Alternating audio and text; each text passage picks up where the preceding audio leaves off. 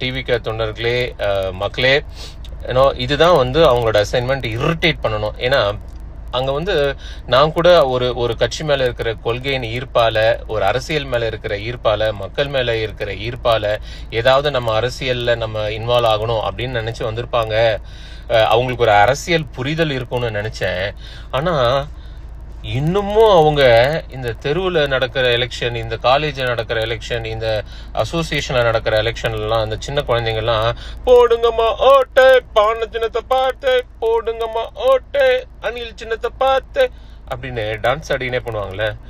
இன்னமும் இந்த அம்மாவோட கேம்பெயின் அப்படின்னா, அந்த புரிதல் அப்படின்னா இதுதான்ன்றது சத்தியமா எனக்கு தெரியல. நான் கூட வருவேன், உங்க தொகுதிக்கு வருவேன், அதை செய்வேன், இதை செய்வேன், உங்க பெண்கள் மீது இருக்கிற அதை இப்ப எடுத்து பேசுவேன். நீங்க அதை பத்தி எடுத்து பேசுறோம்னா நாட்டுல நடக்கிற நிறைய விஷயங்கள் எடுத்து பேசணும்.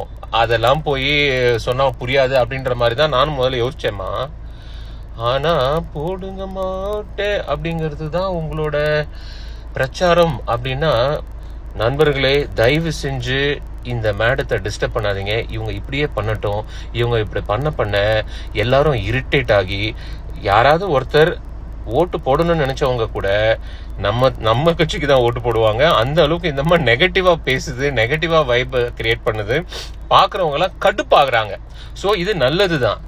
ஸோ இவங்க அவங்க கட்சிக்கு நல்லது பண்றேன்னு நினைச்சுக்கிட்டு நம்ம கட்சிக்கு தான் நல்லது பண்றாங்க. இன்னும் நிறைய பேர் காமனா இருக்கிறவங்க, ஜென்ரிக்கா இன்னும் டிசிஷன் எடுக்காதவங்க, எந்த கட்சிக்கு ஓட்டு போடலாம்னு யோசிக்கிறவங்க எல்லாம் இந்த அம்மா பேச இன்னும் இந்த அம்மா இதே மாதிரி பிரச்சாரம் பண்ணிட்டு இருந்துச்சுன்னு வச்சுக்கோங்க.